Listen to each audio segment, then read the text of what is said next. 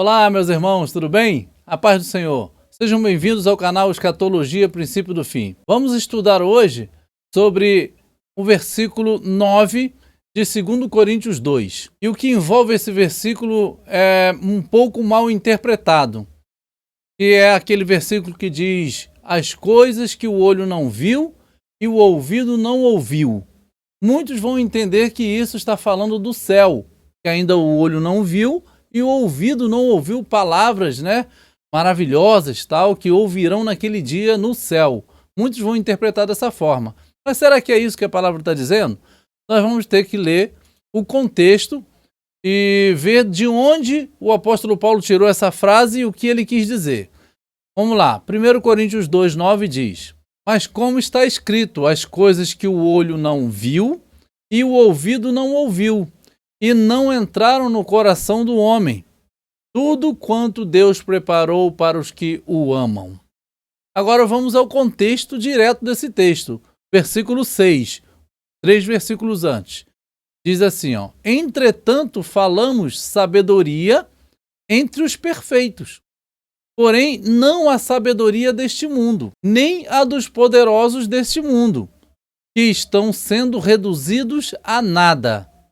Pelo contrário, falamos a sabedoria de Deus, em mistério, sim, a sabedoria que esteve oculta, a qual Deus predeterminou antes dos séculos para a nossa glória, a qual nenhum dos poderosos deste mundo conheceu. Pois se a tivessem conhecido, não teriam crucificado o Senhor da glória. Vejam que está falando da sabedoria. E essa sabedoria ele está apontando para Jesus Cristo. Aí vem o versículo 9, que nós estamos estudando.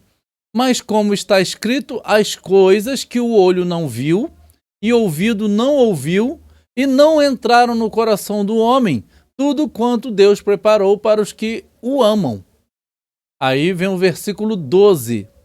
Mas nós não recebemos o Espírito do mundo, mas o Espírito que provém de Deus, para que pudéssemos conhecer o que nos é dado gratuitamente por Deus. Então vejam que este contexto está falando então da sabedoria e não de algo que ainda vamos ver ou ouvir no céu. Mas de onde o apóstolo Paulo tirou essa frase? Essa frase está dita pelo profeta Isaías, no capítulo 64, versículo 4. Ele diz: porque desde a antiguidade não se ouviu, nem com ouvidos se percebeu, nem com os olhos se viu, um Deus além de ti, que trabalha para aquele que nele espera. Ou seja, Isaías está falando aqui do próprio Deus, que nunca ninguém viu nem ouviu falar de um Deus maior do que o nosso Deus, que trabalha para aquele que nele espera. Então o apóstolo Paulo pegou essa frase, esse versículo do texto de Isaías e colocou isso para a sabedoria, que é o próprio Jesus, o próprio Evangelho, que é dado esse conhecimento para nós através do Espírito Santo, porque o Espírito de Deus é que sabe das coisas de Deus. O Espírito do homem sabe das coisas do homem. Então o Espírito veio para revelar a sabedoria de Deus, que no Antigo Testamento, em Provérbios diretamente, ali significa o próprio Jesus.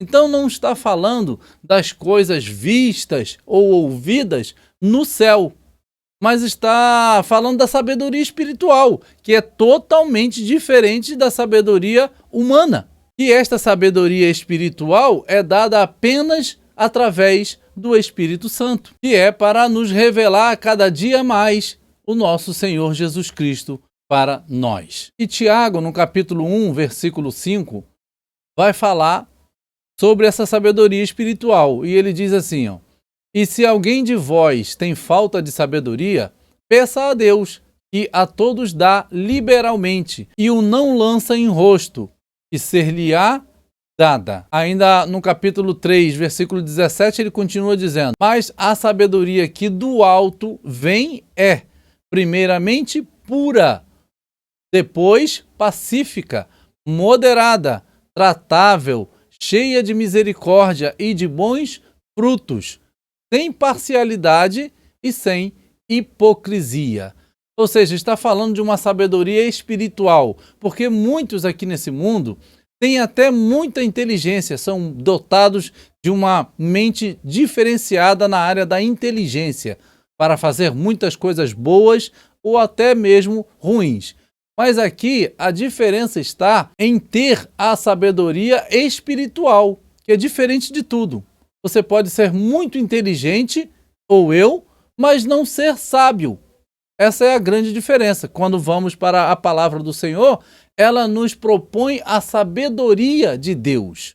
Em Provérbios 8, do 22 ao 30, traz um relato maravilhoso sobre a sabedoria, realmente colocando como um ser, e este ser, claro, está falando do Senhor Jesus. E diz assim, o Senhor me possuiu no princípio dos seus caminhos, desde então e antes de suas obras, desde a eternidade, fui ungida, desde o princípio, antes do começo da terra.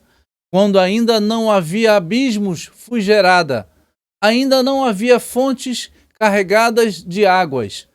Antes que os montes se houvessem assentado, antes dos outeiros eu fui gerada.